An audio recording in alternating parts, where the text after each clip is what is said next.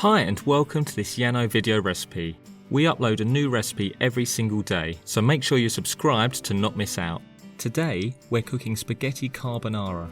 Before we start, take a look at the link in the description below. You can order the pre-measured ingredients to cook this recipe at home. Start by beating the egg in a bowl.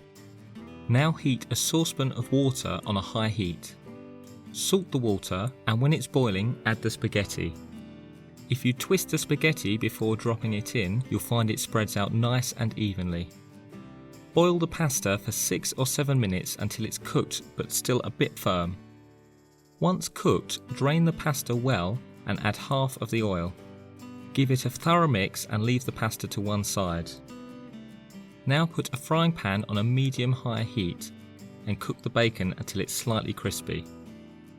Once it's done, place the bacon on some kitchen roll to absorb the excess fat.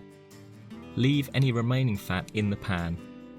Add the rest of the oil to the pan and cook the onions for about 5 minutes until soft and translucent. Add the garlic and white wine. Cook for another couple of minutes. You can now return the bacon to the pan as well as the spaghetti.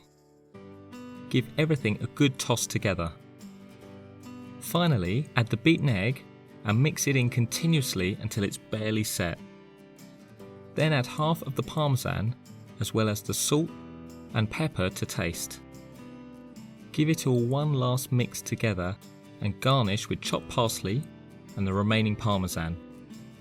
This is a perfect example of simple but tasty. With relatively few ingredients and in a short time, you can prepare a wonderful meal that everyone can enjoy.